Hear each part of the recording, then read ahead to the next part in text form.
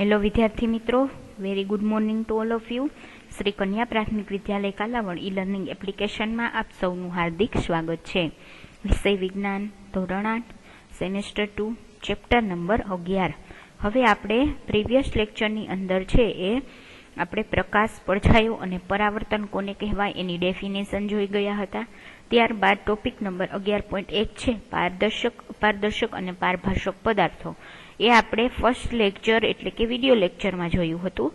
ત્યારબાદ નેક્સ્ટ લેક્ચરની અંદર છે એ આપણે પ્રવૃત્તિ નંબર 1 છે એ કમ્પ્લીટ કરેલી હતી. ત્યારબાદ નેક્સ્ટ પોઈન્ટ છે આપણો 11.2 પડછાયા હકીકતમાં શું છે તે આપણે જોયું હતું પ્રવૃત્તિ નંબર 2 દ્વારા.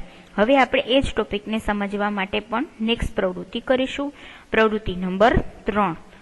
હવે એની અંદર શું કરવાનું તો કે આ પ્રવૃત્તિ તમારે શું કરવાનું છે તો કે તમારે અંધકારમાં કરવાની છે. બરાબર, આ પ્રવૃત્તિને તમારે શું કરવાનું તો કે અંધકારની અંદર છે એ પરફોર્મ કરવાની છે. તો તમારે એના માટે શું કરવાનું તો કે સાંજના સમયે તમારા થોડા મિત્રો સાથે શું કરવાનું, ખુલ્લા મેદાનમાં જવાનું અને તમારી સાથે ટોર્ચ અને એક મોટું શું કરવાનું, કાર્ડબોર્ડ લઈ જવાનું. હવે ટોર્ચને જમીનથી નજીક પકડી રાખીને ઉપરની તરફ પ્રકાશિત કરો જેથી તમારા મિત્રના ચહેરા ઉપર પ્રકાશ પડે. સૌપ્રથમ શું કરવાનું, તમારે એક ટોર્ચ લેવાની અને એક કાર્ડબોર્ડ લેવાનું અને સાંજે છે એ ખુલ્લા મેદાનમાં જવાનું. ત્યારબાદ શું કરવાનું, તમારા મિત્રને ઊભો રાખવાનો કોઈ એક જગ્યાએ અને તમારે નીચે બેસીને શું કરવાનું કે ટોર્ચ છે જમીનને નજીક રહે, બરાબર એવી રીતે તમારે એને પકડી રાખવાની અને ટોર્ચને તમારે એનો જે પ્રકાશ છે એને ટોર્ચને ચાલુ કરો એટલે શું થાય તો કે એ પ્રકાશિત થાય. બરાબર, એની અંદર લેમ્પ હોય એ પ્રકાશિત થાય એટલે શું થાય, એમાંથી જે પ્રકાશ નીકળે એ તમારે તમારા મિત્રોના ચહેરા ઉપર પડે એવી રીતે તમારે રાખવાનું. ત્યારબાદ તમારી પાસે હવે પ્રકાશનો સ્ત્રોત છે જે અપારદર્શક પદાર્થ ઉપર પડે છે. આપણે આગળ પડછાયો કોને કહેવાય એની અંદર આપણે જોયું હતું કે કોઈ પણ પ્રકાશ છે એ અપારદર્શક પદાર્થ ઉપર પડે, બરાબર, અને પછી શું થાય તો કે અપારદર્શક પદાર્થમાંથી છે એ શું થાય તો કે પ્રકાશ છે એ પસાર થઈ શકતો નથી. એના પરિણામે શું થાય તો કે જે પ્રકાશ આવેલો છે એ પાછો ફરી જાય, બરાબર, એટલે કે રિટર્ન થાય. એના પરિણામે શું રચાય છે તો કે પડછાયા રચાય છે. હવે આપણે આગળ જ જોઈ ગયા હતા લેક્ચરમાં કે અપારદર્શક પદાર્થ કોને કહેવાય કે જેની અંદરથી સંપૂર્ણપણે પ્રકાશ પસાર ન થતો હોય એવા પદાર્થોને શું કહેવાય તો કે અપારદર્શક પદાર્થ. હવે તમારો મિત્ર છે એ શું છે તો કે એ અપારદર્શક પદાર્થ છે. શા માટે? કારણ કે મનુષ્ય આપણે છે તો આપણા શરીરની અંદરથી પ્રકાશ પસાર થઈ શકતો નથી. એટલે જ્યારે તમે લાઇટનો પ્રકાશ તમારા મિત્રના ફેસ ઉપર એટલે કે ચહેરા ઉપર પાડશો ત્યારે શું થશે, જો તમારા મિત્રની પાછળ કોઈ વૃક્ષ, મકાન કે અન્ય પદાર્થ ન હોય તો તમારા મિત્રના માથાનો પડછાયો છે એ તમે જોઈ શકશો. બરાબર, આનો અર્થ એ નથી કે તેનો પડછાયો છે એ હોતો નથી. બરાબર, સમજાઈ ગયું? ત્યારબાદ આપણે જોઈએ, તમે આકૃતિની અંદર 11.3 ની અંદર તમે જોઈ શકો છો કે પડછાયો ફક્ત પડદા પર જ મેળવી શકાય છે. હવે તમે અંતે ટોર્ચનો પ્રકાશ તેના શરીરમાંથી બીજી તરફ પસાર થતો જ નથી. બરાબર, તમે આ પ્રવૃત્તિ કરશો એટલે તમને શું ખ્યાલ આવશે કે કોઈ પણ અપારદર્શક વસ્તુ છે એમાંથી પ્રકાશ છે એ પસાર થઈ શકતો નથી. હવે જેવું તમે શું કરશો કે અંધકારની અંદર આપણે આકૃતિ સમજી લઈએ. આકૃતિ નંબર 11.3 ની અંદર તમે જોઈ શકો છો કે તમારો એક મિત્ર છે એ વચ્ચે ઊભો છે, બરાબર. હવે તમારે શું કરવાનું, તમારા એક બીજા મિત્રએ કાર્ડબોર્ડ જે તમે લીધેલું હતું એ લઈને તમારા આ મિત્રની પાછળના ભાગમાં તમે આકૃતિમાં જોઈ શકો છો, ઝાંખો તમને દેખાય છે. પાછળના ભાગમાં એક બીજો એક એનો ફ્રેન્ડ છે એ કાર્ડબોર્ડ લઈને ઊભો છે અને અહીંયા તમે જોઈ શકો છો કે એક ગર્લ છે એ ટોર્ચ લઈને ઊભેલી છે. બરાબર, હવે આ છોકરી જેવી ટોર્ચ ચાલુ કરશે પરિણામે શું થશે, એ એના મિત્રના ચહેરા ઉપર, બરાબર, એટલે કે એના ફેસ ઉપર ટોર્ચનો પ્રકાશ પાડશે. પરિણામે શું થશે, આ તો અપારદર્શક પદાર્થ છે, બરાબર, મનુષ્ય તો, એટલે શું થશે એના શરીરમાંથી છે એ પ્રકાશ પસાર થશે નહીં. પરિણામે એ પાછો વળશે અને અહીંયાથી એ રિફ્લેક્ટ તમને ક્યાં જોવા મળશે, એનું તો કે તમને કાર્ડબોર્ડ ઉપર જોવા મળશે. તો હવે તમે આપણે આગળ પ્રવૃત્તિમાં જોઈએ કે હવે બીજા મિત્રને તમારા મિત્રની પાછળ કાર્ડબોર્ડ પકડી રાખવાનું કહો. શું હવે કાર્ડબોર્ડ સીટ પર પડછાયો દેખાય છે? આકૃતિ 11.3 ની અંદર આપણે હમણાં જ જોયું કે તમને કાર્ડબોર્ડ સીટ ઉપર શું દેખાય છે?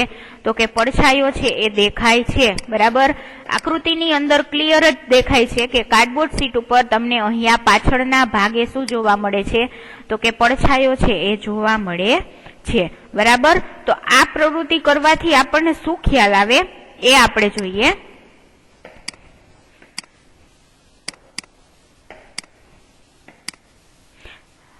તો પડછાયા માટે શું? તો કે હંમેશા પડદા છે, પડછાયો હંમેશા પડદા પર જ મેળવી શકાય છે. બરાબર, આ પ્રવૃત્તિ કરવાથી આપણને ખ્યાલ આવે કે પડછાયો હંમેશા પડદા પર જ મળે છે. પડછાયો ઝીલવા પડદા તરીકેનું કોઈ માધ્યમ ન હોય તો પડછાયો જોઈ ન શકાય. હવે આપણે જોઈએ, આપણે તડકાની અંદર, બરાબર, દિવસ દરમિયાન જયારે સૂર્ય હાજર હોય, સૂર્યની હાજરી હોય, ત્યારે આપણે તડકાની અંદર ચાલ્યા જતા હોય તો આપણે આપણો પડછાયો છે એને જોઈ શકીએ છીએ. બરાબર, શા માટે? કારણ કે આપણે અપારદર્શક પદાર્થ છીએ. હવે આપણી ઉપર છે એ સૂર્યના પ્રકાશના કિરણો પડશે તો આપણા શરીરમાંથી એ પસાર થશે નહીં. પરિણામે શું થશે? એ આપણા શરીરને ટચ કરીને એ કિરણો પાછા વળશે અને એના પરિણામે શું રચાશે? તો કે પડછાયો છે એ રચાય છે. બરાબર, તો આ આપણી પ્રવૃત્તિ કમ્પ્લીટ થઈ ગઈ. આ પ્રવૃત્તિ ઉપરથી આપણને એ શીખવા મળ્યું કે પડછાયો હંમેશા શેના ઉપર રચાય છે? તો કે પડદા ઉપર જ રચાય છે. હવે તમને અહીં આકૃતિ 11.4 છે એ આપેલી છે. હવે એની અંદર શું છે? તો કે તમારા હાથમાં છુપાયેલા પ્રાણીઓના પડછાયા. બરાબર, તમે સાંજનો જયારે સમય હોય ત્યારે રૂમની લાઈટ ચાલુ કરવાની અને તમે છે એ જોઈ શકો કે તમે આંગળી વડે અલગ અલગ જે નિશાન બનાવશો એ તમને દિવાલની અંદર પડછાયા સ્વરૂપે જોવા મળશે, જે તમને અહીં આકૃતિ 11.4 ની અંદર બતાવવામાં આવેલા છે કે તમે આંગળી દ્વારા અલગ અલગ પડછાયાથી પ્રાણીઓના છે એ સ્ટ્રક્ચર તમે પડછાયાની અંદર જોઈ શકો છો કે તમે આંગળીની પોઝિશન આવી રાખશો તો તમને દિવાલની અંદર આ કોઈ પક્ષી છે એની ચાંચ જેવું તમને જોવા મળશે. એવી રીતે તમે હાથની પોઝિશન આંગળાની આવી રીતે રાખશો તો કોઈ પ્રાણીનું મોઢું છે તમને જોવા મળશે. એવી જ રીતે ત્રીજી આકૃતિની અંદર પણ તમે જોઈ શકો છો કે કોઈ પ્રાણીનું મુખ હોય, બરાબર, એવું તમે જોઈ શકો છો. અલગ અલગ પ્રાણીઓના મુખારવિંદ હોય એવું તમે આમાં જોઈ શકો છો.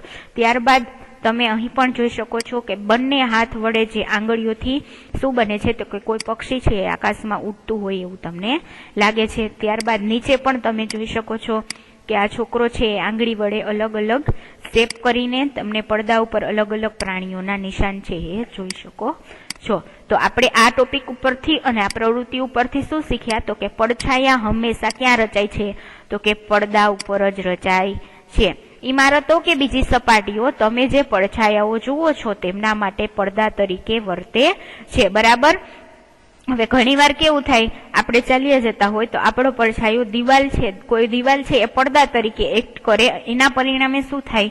તો કે નવો છે એ પડછાયો છે રચાય છે. પડછાયા આપણને પદાર્થના આકાર વિશે કેટલીક માહિતી આપે છે. આપણે આ જ ચેપ્ટરમાં આગળ ભણી ગયા કે ઘણી વખત કોઈ પ્રાણી ચાલ્યું જતું હોય, બરાબર, અને તમને પ્રાણી ન દેખાતું હોય પણ તમે ખાલી એનો પડછાયો જોયો હોય તો એના ઉપરથી તમે કહી શકો કે આ કૂતરું છે એ ચાલ્યું જાય છે. એવી રીતના ગાય છે, કોઈ માણસ ચાલ્યો જતો હોય તો તમે પડછાયા ઉપરથી ઘણી વખત પ્રાણીઓને ઓળખી શકો છો.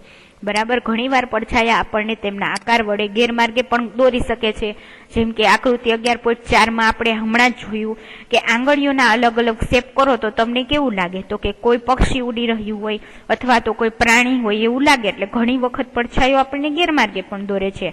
આપણા હાથ વડે તૈયાર કરાયેલા એવા પડછાયા દર્શાવ્યા છે આકૃતિની અંદર જે આપણને તે કોઈ પ્રાણીઓના હોય તેવું માનવા પ્રેરે છે. એનો તમારે શું કરવાનો? તો કે આનંદ માણવાનો છે. આ પ્રવૃત્તિ તમે ઘરે પણ કરી શકો છો. તમારે શું કરવાનું? તો કે સાંજના સમયે શું કરવાનું?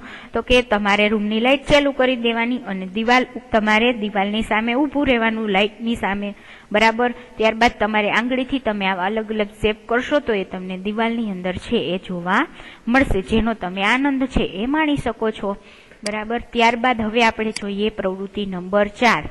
એની અંદર શું કરવાનું છે તમારે? તો કે તડકો હોય તેવા દિવસે શાળાના મેદાનમાં એક ખુરશી મૂકો. બરાબર. ત્યારબાદ શું કરવાનું તો કે ખુરશીનો પડછાયા પરથી તમે શું અવલોકન કર્યું. બરાબર. તડકાની અંદર તમારે શું કરવાનું કે સ્કૂલના મેદાનમાં તડકો હોય એવી જગ્યાએ તમારે ખુરશી મૂકવાની અને ખુરશીનો પડછાયો છે એ તમને દેખાય છે કે નહીં એ તમારે જોવાનું. શું પડછાયો ખુરશીના આકારનું ચોક્કસ ચિત્ર બનાવે છે કે જે તમે ખુરશી મૂકેલી છે એવું જ તમને પડછાયાની અંદર પણ ખુરશી દેખાય છે કે નહીં. જો ખુરશીને થોડી ગોળ ફેરવવામાં આવે તો પડછાયાનું કદ કઈ રીતે બદલાય છે એ તમારે અવલોકન કરવાનું છે. બરાબર. તો હવે આપણે આવું કરશી આ પ્રવૃત્તિમાં કે આપણે ખુરશી લેશી, એને આપણે મેદાનની અંદર કે જ્યાં તડકો આવતો હોય ત્યાં આપણે ખુરશીને મૂકશી. બરાબર. અને જોવાનું કે ખુરશી જેવું જ તમને ચિત્ર દેખાય છે કે નહીં. બરાબર. તો કે તે જ ખુરશીને થોડી ગોળ ફેરવશો તો શું થશે, એના પડછાયાના કદમાં ફેરફાર થશે. જ્યારે તમે ખુરશી છે એને એમણમ એક જગ્યાએ સ્થિર રાખેલી હશે તો સામે જે પડછાયો રચાશે એ કેવો રચાશે તો કે ખુરશી જેવો. પરંતુ જેવી તમે તેને શું કરશો તો કે ગોળ ફેરવશો તો શું થશે, એના કદમાં શું થાય, ફેરફાર થાય. એટલે આના ઉપરથી આપણે એવું સાબિત કરી શકીએ કે વસ્તુના પડછાયા પરથી વસ્તુના ચોક્કસ આકારનો ખ્યાલ છે એ આપને આવતો નથી. બરાબર. આપણે અહીં ક્લિયર થઈ જ ગયું કે આપણે જો ખુરશી લીધી હતી એને એક જ જગ્યાએ રાખી દો અને જે પડછાયો પડે એ આપણને પ્રોપર મળે, એના ઉપરથી આપણે કહી શકીએ કે આ છે ખુરશી છે. પરંતુ જો તમે એને થોડી વાર પછી ગોળ ગોળ ફેરવશો તો એના આકાર સતત બદલાશે. એટલે આપણે એવું ફિક્સ ન કહી શકીએ કે કોઈ પણ વસ્તુ છે એનો આકાર આ છે. વસ્તુના આકાર ઉપરથી આપણે પડછાયો છે બરાબર એનો કઈક ચોક્કસ ખ્યાલ છે એ આવતો નથી. હવે આ જ પ્રવૃત્તિની અંદર તમને બીજા પણ ઘણા બધા અલગ અલગ ઉદાહરણો આપીને કરવાનું કીધું છે કે એક પાતળી નોંધપોથી લો અને તેનો પડછાયો જુઓ. તમે નોંધપોથીની જગ્યાએ તમારી કોઈ ચોપડી છે અથવા ટેક્સ્ટ બુક અથવા તો કોઈ રફ બુક છે એ લઈ શકો અને તમારે જોવાનું. ત્યારબાદ એક લંબચોરસ ખોખું લો અને તેનો પડછાયો જુઓ. શું આ બંને પડછાયાના આકાર સમાન દેખાય છે તો કે ના, કારણ કે ટેક્સ્ટ બુક તમે કોઈ લીધી હોય એનો પણ અલગ હોય, બોક્સ લીધું હોય એનો અલગ હોય. ત્યારબાદ તમને કીધું છે થોડા પુષ્પ અથવા અન્ય રંગીન પદાર્થ લો અને તેના પડછાયા જુઓ. દાખલા તરીકે લાલ ગુલાબ અને પીળું ગુલાબ, શું પદાર્થના રંગ અલગ હોય ત્યારે પડછાયા અલગ રંગના દેખાય છે તો કે ના. એવું નથી કે તમે લાલ ગુલાબ લઈ અને એનો પડછાયો જુઓ તો એ તમને લાલ દેખાય, અથવા તો પીળું ગુલાબ લીધું હોય તો એનો પડછાયો પીળો દેખાય. પડછાયો તમને હંમેશા કેવો દેખાય તો કે કાળા રંગનો દેખાય છે. એટલે પદાર્થના રંગ ઉપર છે એ પડછાયા અને પદાર્થના રંગને છે એ કંઈ સંબંધ હોતો નથી. ત્યારબાદ તમને કીધું છે કે એક લાંબુ ખોખું લો અને જમીન પર પડતો તેનો પડછાયો જુઓ. જ્યારે તમે ખોખાને ગોળ ફેરવો છો ત્યારે તમે જુઓ છો કે પડછાયાનું કદ પણ શું થાય તે બદલાય છે. જેવી રીતે આપણે આગળ ખુરશીનું જોયું હતું કે ખુરશીને આપણે જ્યારે સીધી પોઝિશનમાં રાખીએ ત્યારે એનો આકાર સરખો છે, પરંતુ આપણે એને ગોળ ગોળ ફેરવીએ તો એનો આકાર બદલાય. એવી રીતે અહીંયા પણ એવું થશે. તો કે ખોખાનો પડછાયો ક્યારે સૌથી ટૂંકો હોય છે, જ્યારે તેની સૌથી લાંબી બાજુ સૂર્ય તરફ રાખેલી હોય ત્યારે, કે તેની ટૂંકી બાજુ સૂર્ય તરફ હોય ત્યારે. તો ચાલો આ લાંબા ખોખાનો સાદો કેમેરો બનાવવા માટે વાપરીએ. આપણે જે આ ખોખું લીધું હતું એને હવે આપણે શેના માટે યુઝ કરશી તો કે કેમેરો બનાવવા માટે. કયો કેમેરો એ આપણે આગળના પોઈન્ટમાં જોઈએ. તો નેક્સ્ટ પોઈન્ટ છે 11.3 પિન હોલ કેમેરા. હવે આ પિન હોલ કેમેરા કેવી રીતે બનાવવા એ આપણે નેક્સ્ટ પ્રવૃત્તિ કરીને સમજવાનું છે. તમે વિચારતા હશો કે કેમેરા બનાવવા માટે ઘણી બધી વસ્તુઓની જરૂર પડે છે. વાસ્તવમાં નહીં. જો આપણે સાદો પિન હોલ કેમેરા જ બનાવવો હોય તો આપણે શું કરવું પડશે, પ્રવૃત્તિ નંબર 5 એની અંદર તમને એકદમ ઈઝી ટ્રીક આપેલી છે કે પિન હોલ કેમેરો ઘરે કેવી રીતે બનાવવો. તો ચાલો આપણે જોઈએ. તો સૌ પ્રથમ તમારે શું કરવાનું છે એ આપણે જોઈ લઈએ. તો કે પૂઠાના એવા 2 ખોખા લો કે જેથી એક ખોખું બીજાની અંદર વચ્ચે કોઈ પણ જગ્યા રહ્યા વગર સરકી શકે.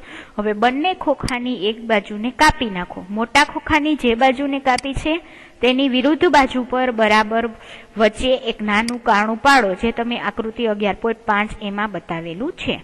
નાના ખોખામાં વચ્ચેથી 5 થી 6 સેમીનો ચોરસ કાપી લો અને ખોખાના આ ખુલ્લા ચોરસને ટ્રેસિંગ પેપર એટલે કે અર્ધ પારદર્શક કાગળ હોય એનાથી ઢાંકી દેવાનું, જે તમને આકૃતિ 11.5 બી ની અંદર બતાવેલું છે.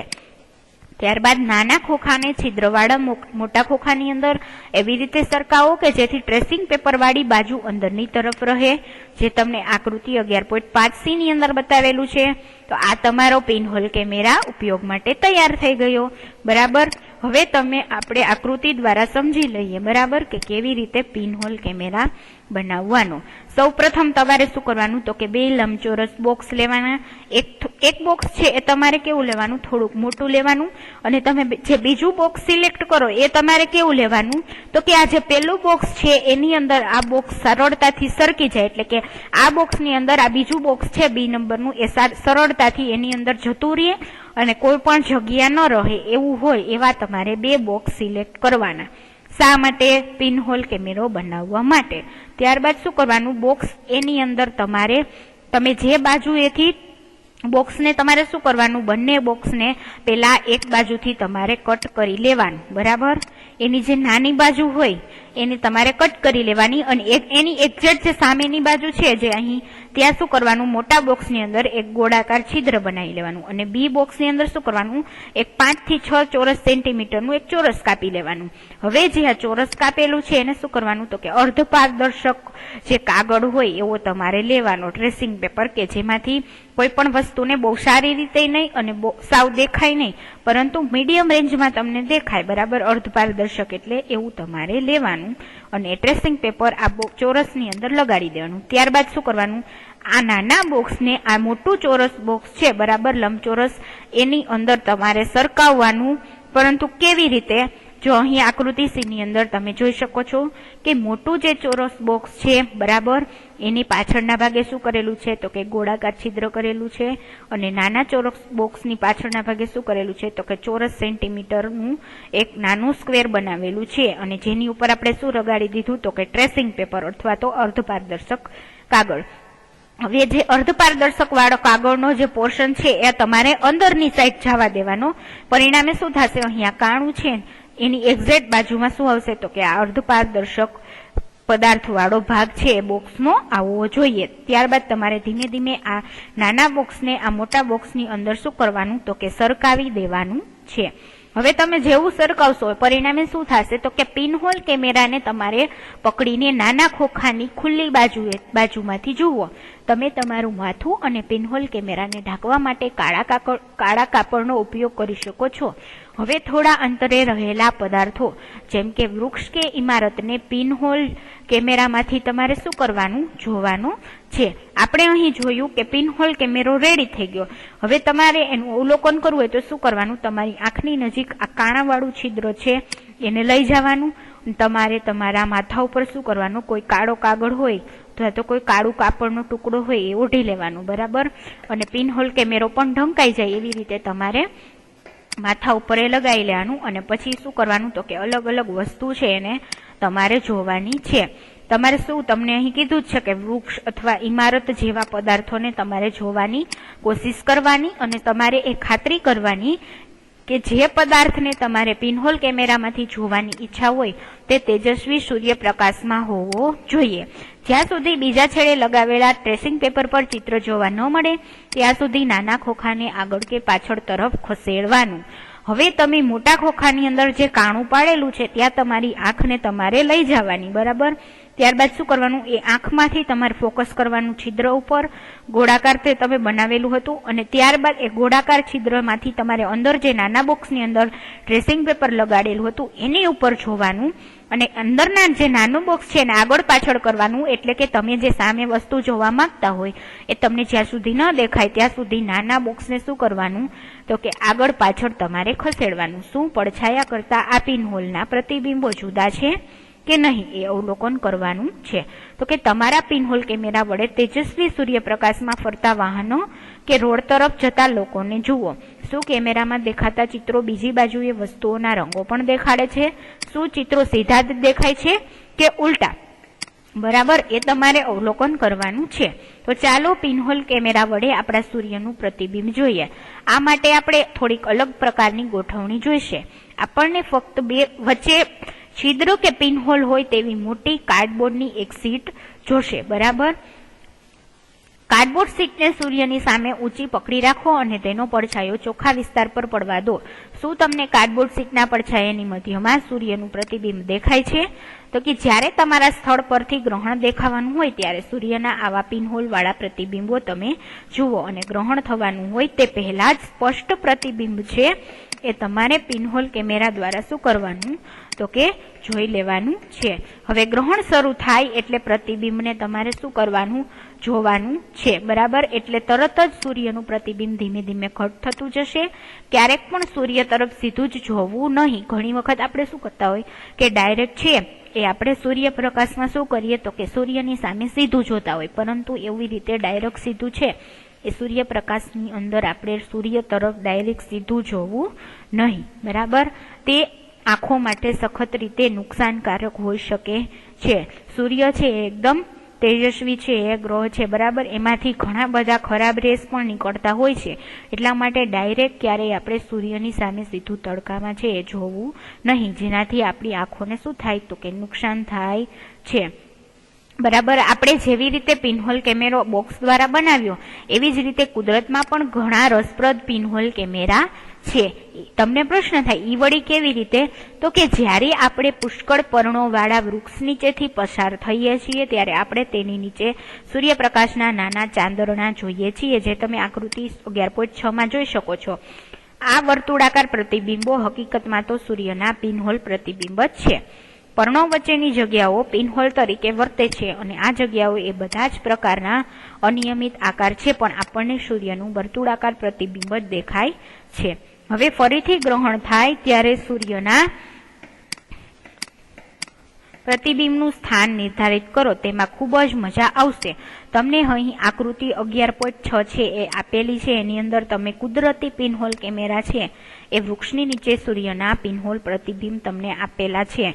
તમે જોઈ શકો અને અનુભવી પણ શકો છો. જ્યારે તમે કોઈ ઘટાદાર વૃક્ષની નીચે ઊભા હો, બરાબર, ત્યારે તમને વૃક્ષની નીચે છાંયડો તો જોવા મળે, પણ ત્યાં વચ્ચે વચ્ચે તમે અહીં જોઈ શકો છો આકૃતિમાં કે તમને પ્રકાશિત ભાગ ગોળાકાર સ્વરૂપે જોવા મળે છે. આવું તમે ઘરે અત્યારે છો તો કોઈ વૃક્ષ નીચે જઈને જોઈ શકો છો કે ઘટાદાર વૃક્ષ નીચે ઊભા હોય તો તમને ત્યાં નીચે નાના નાના ગોળાકાર પ્રકાશિત ભાગ જોવા મળશે. એ શું છે તો કે કુદરતના પિનહોલ કેમેરા છે.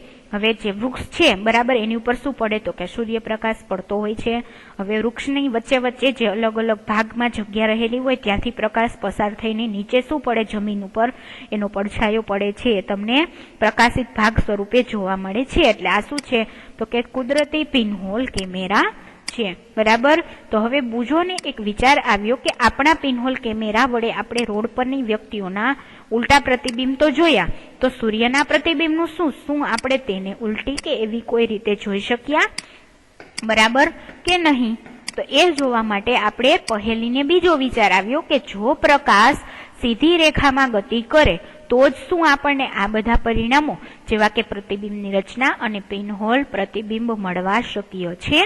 તો કે હા, પ્રકાશ જ્યારે સીધી રેખામાં ગતિ કરે તો જ આપણને શું દેખાય તો કે પ્રતિબિંબની અને અલગ અલગ રચના છે એ આપણને જોવા મળે છે. બરાબર, તો હવે આપણે પિનહોલ કેમેરાને સરસ રીતે આપણે બનાવીને જોઈએ તો આપણને એની અંદર અલગ અલગ પ્રકારના દ્રશ્યો છે. ફોર એક્ઝામ્પલ, આપણે વૃક્ષ છે એ જોવું હોય પિનહોલ કેમેરાની અંદર તો તમારે શું કરવાનું કે કોઈ પણ પદાર્થને જોવો હોય એના ઉપર સૌપ્રથમ તો શું હોવું જોઈએ તો કે સૂર્યપ્રકાશ છે એ હોવો જોઈએ. બરાબર, એ ભાગ છે એ પ્રકાશિત હોવો જોઈએ, તો જ તમને એ ભાગ પિનહોલ કેમેરાની અંદર શું થાય તો કે જોવા મળે છે. તો પિનહોલ કેમેરાનો ઉપયોગ કરીને આપણે છે ઘણી બધી વસ્તુઓના પ્રતિબિંબ છે એ શું કરી તો કે મેળવી શકીએ છીએ. તો અહીંયા આપણે આ પોઈન્ટ કમ્પ્લીટ થાય છે. ત્યાર પછીનો નેક્સ્ટ પોઈન્ટ છે એ આપણે નેક્સ્ટ લેક્ચરની અંદર જોશું. Thank you.